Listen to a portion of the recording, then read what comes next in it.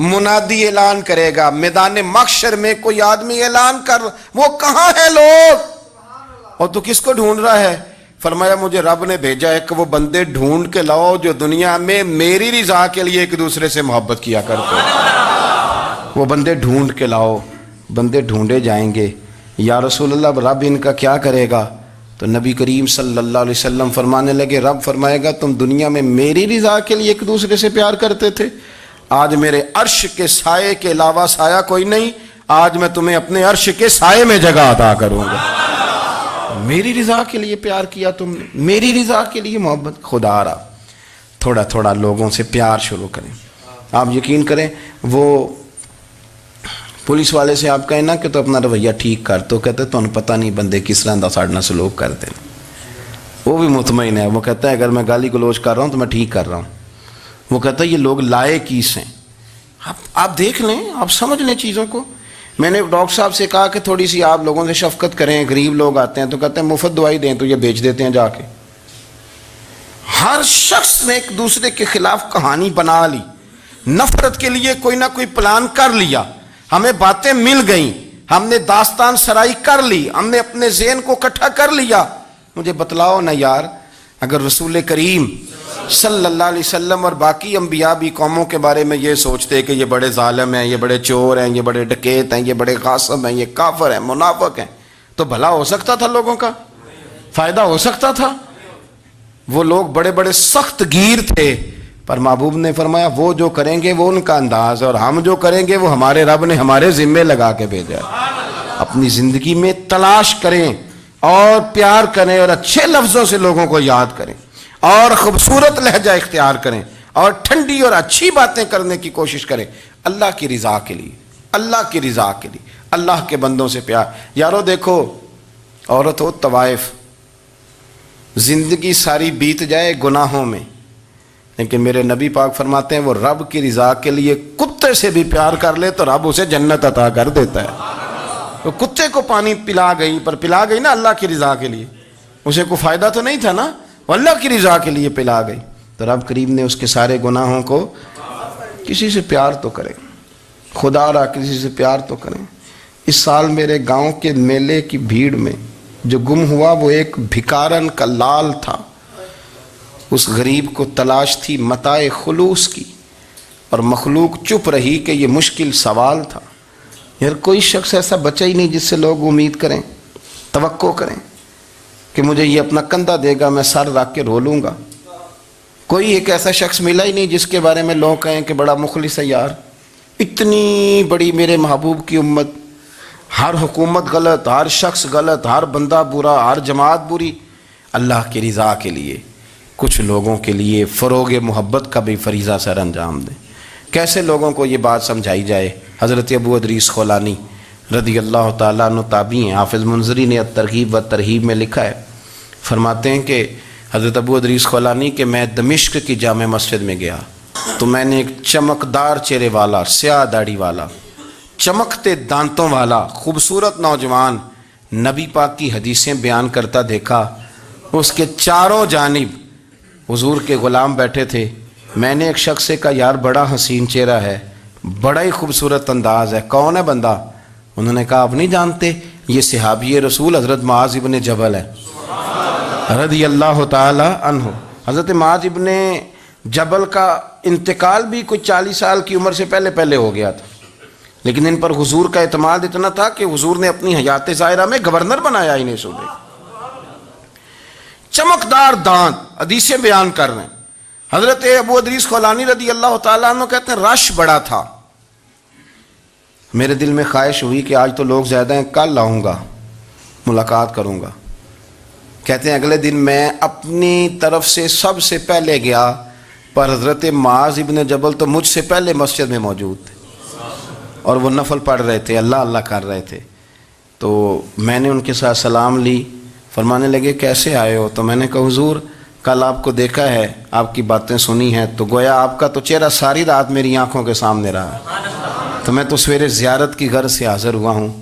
اللہ کی رضا کے لیے مجھے آپ اچھے لگیں، اللہ کی رضا کے لیے۔ کوئی بندہ ایسا بھی تو ہو نا، کوئی غریب، کوئی مسکین، کوئی عالم، کوئی صوفی، کوئی درویش کوئی ذاتی تعلق نہ ہو، تعلق کیا ہو؟ اللہ کے لیے۔ آپ مجھے اچھے لگیں، حضرت سیدنا معاذ ابن جبل فرمانے لگے واقعی ایسا ہی ہے؟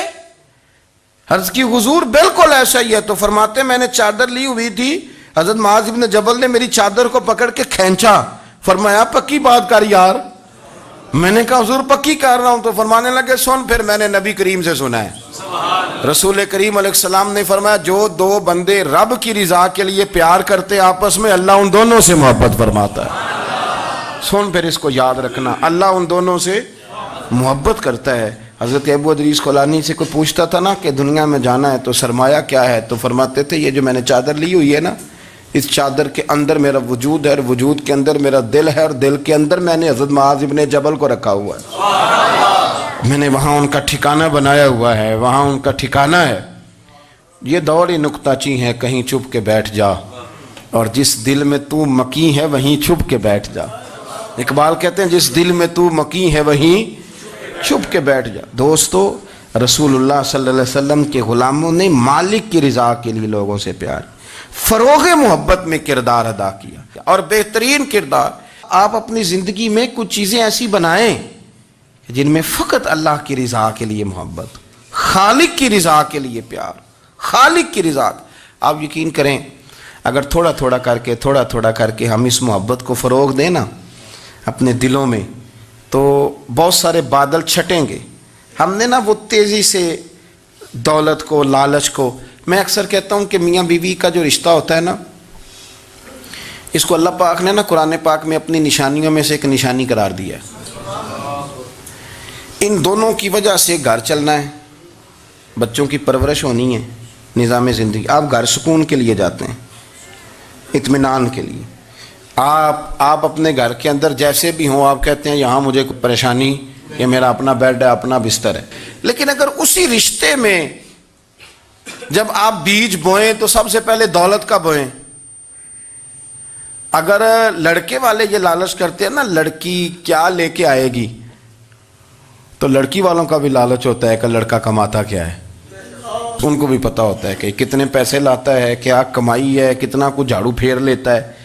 آپ نے جب بنیاد یہ رکھی، مجھے دیانتداری سے بتانا کہ پورا نیک ہو، پورا شریف ہو، پورا پرہیزگار ہو، لیکن دولت صحیح نہ کماتا ہو تو رشتہ آسانی سے ہو جاتا ہے۔ وہ بس سارا کچھ ٹھیک ہے، صرف کمائی تھوڑی سی کم ہے، وہ مشکل سے گزارا ہوگا۔ وہ کہتے ہیں نہیں جی نہیں، بھوکے تو نہیں نہ مرنا۔ کیوں؟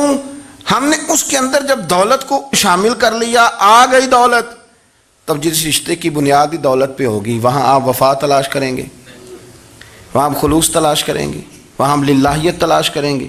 اللہ کرے ہو جائے، لیکن وہ ہمارے مائنڈ سیٹ میں یہ بات ہوتی ہے کہ یہ جو معاملہ ہے یہ گڑبڑ ہے۔ اگر رضا الہی مقصود ہو، اگر اللہ کی رضا مقصود ہو، حضرت فاطمہ بنت قیس ایک صحابیاں تھیں، انہیں طلاق ہو گئی، ان کے لیے دو رشتے آئے، ایک حضرت عبد الرحمن ابن عوف کا مالدار ترین آدمی تھے، اور ایک حضور کے غلام تھے، وہ بڑے غریب تھے، مسکین تھے۔ ان کے والدین کی خواہش تھی کہ عبد الرحمن ابن عوف سے شادی ہو جائے، وہ بھی تو بڑے نیک ہیں، پارسا ہیں، عشرہ مبشرہ ہیں۔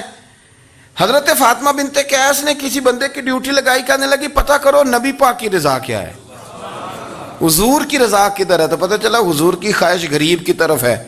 تو وہ خاتون اپنے ماں باپ کو کہنے لگی میرا نا اس غریب سے رشتہ کرا دو۔ ہم نے کہا پتر، بیٹیوں کے بارے میں ماں باپ بڑے احساس ہوتے ہیں، ہم چاہتے ہیں کہ عبد الرحمن ابن عوف مالدار ہے تو وہ بھی تو نیک ہے نا، حضور نے دنیا میں جنت کی بشارت دی، اور ان کا بڑا اعزاز ہے، حضور نے ان کے پیچھے نماز پڑھی، بڑا مرتبہ بڑا مقام والا صحابی ہے، وہ تو غریب آدمی ہے، اور پھر حضور نے حکم تو نہیں نہ دیا، خواہش کا اظہار کیا ہے۔ اس بی بی کے جملے بڑے شاندار ہیں، کہنے لگی آپ مجھے اللہ کی رضا کے لیے نا میرے نبی کے حوالے کر دیں، مجھے امید ہے اللہ رسول مجھے کبھی ضائع نہیں فرمائیں گے، مجھے حوالے کریں رسول کائنات۔ چھوڑیں کو ضروری ہے دنیا داری ہر طرف دیکھنا، کہیں کوئی کام ایسا بھی تو ہو نا جو محبت کے زور پہ ہو، جو محبت کے لیے ہو۔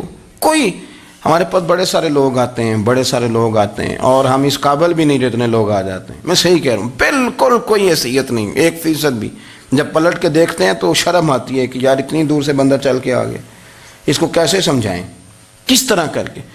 تو ایک آدھ دن پہلے ایک بزرگ آ گئے اور وہ اچھے صاف ستھرا ان کا مزاج تھا، بڑے شاندار، تو میں زیارت کے لیے ہوں. تو میں نے کہا زیارت شیارت والا تو کھاتا کوئی نہیں، چلو آپ آ گئے ہیں تو کوئی حکم کریں. تو کہنے لگے کوئی حکم نہیں، میں اللہ کی رضا کے لیے آیا ہوں. یہ کوئی تقریر نہیں تھی، کوئی خطبہ نہیں تھا، نہ ان کے سامنے سپیکر تھا، نہ وہ شور کر رہے تھے، نہ وہ نعرے لگوا رہے تھے، نہ وہ ہاتھوں پہ ہاتھ مار رہے تھے. اور اس بندے نے کہا اللہ کی رضا کے لیے آیا ہوں، تو وہ بھی رو پڑے تو میں بھی رو پڑا. ختم ہو گئی بات. اب بات کو سمجھیں، یہ اتنا تگڑا رشتہ ہے نا یار. کسی رشتے کے بیچ برادری ہوتی ہے، کسی رشتے کے بیچ خاندان ہوتا ہے، کسی رشتے کے بیچ قبیلہ ہوتا ہے، کسی رشتے کے بیچ رنگ نسل ہوتی. وہ کتنا تگڑا رشتہ ہے کہ دو بندوں کا رشتہ ہو، ایک بیچ میں خدا ہو، دوسرے محمد مصطفیٰ ہو. آپ کتنا اسے مضبوط رشتہ سمجھیں گے جس کے بیچ اللہ رسول ہو. اتنا تگڑا رشتہ، اتنا مضبوط تعلق، اتنی وسعت اس کے اندر. اللہ کی رضا کے لیے حضرت موسیٰ کلیم اللہ علی نبینا علیہ الصلوۃ والسلام سے رب کریم نے فرمایا، کہا اے موسیٰ میری رضا کے لیے بھی کوئی کام کیا ہے؟ حضرت موسیٰ علیہ السلام نے عرض کی یا اللہ میں نے تبلیغ کی. تو فرمایا وہ تو آپ کی ذمہ داری تھی. امام غزالی نے روایت لکھی ہے، اے اللہ میں نے آپ کے تمام احکامات پہ عمل کیا، موسیٰ وہ تو آپ نے کمال کیا، اللہ کے پیغمبر ہیں، تو میری رضا کے لیے تو یا اللہ تیری رضا کے لیے کیا ہے؟ تو رب کریم نے فرمایا کسی بندے سے صرف اس لیے پیار کیا ہے کہ وہ اللہ کا بندہ ہے، فقط اس لیے پیار کیا ہو کہ وہ اللہ کا بندہ ہے، فقط اس لیے. میرے عزیز آپ بات کو سمجھیں، زندگی میں فروغ محبت پر کچھ کام کریں، کچھ تھوڑا سا کوشش کریں گرد جھاڑنے کی، کچھ گرد جھاڑنے کی. ہم نے نا ایک سٹیٹس بنا لیا ہے.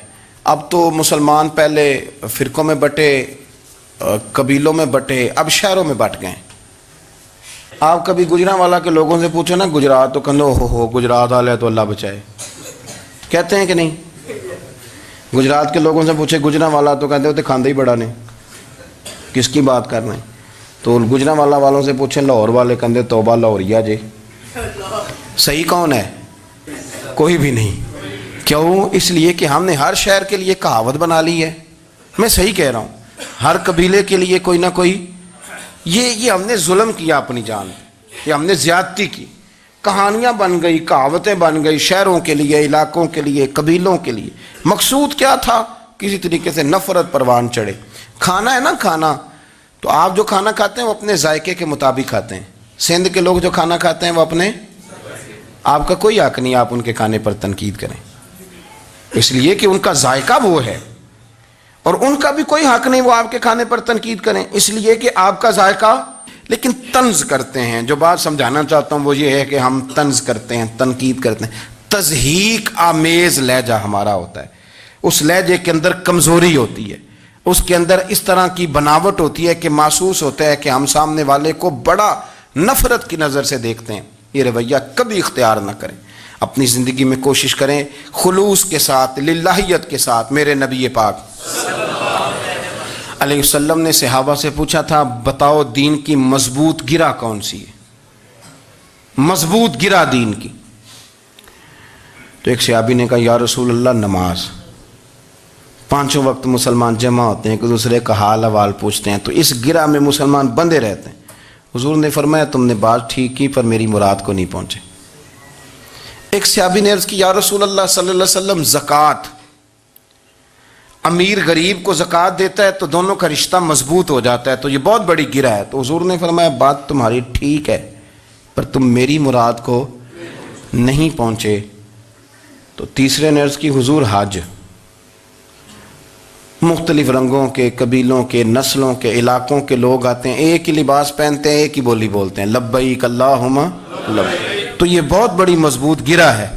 تو نبی پاک صلی اللہ علیہ وسلم نے فرمایا بات تمہاری ٹھیک ہے پر تم میری مراد کو نہیں پہنچے. تو صحابہ نے عرض کی حضور پھر آپ ہی بتا دیں کہ اسلام کی مضبوط گرہ کون سی ہے جس میں مسلمان جڑ جائیں گے. تو نبی پاک نے فرمایا مضبوط گرہ محبت ہے. اللہ کی رضا کے لیے پیار کرو، لوگوں سے پیار کرو.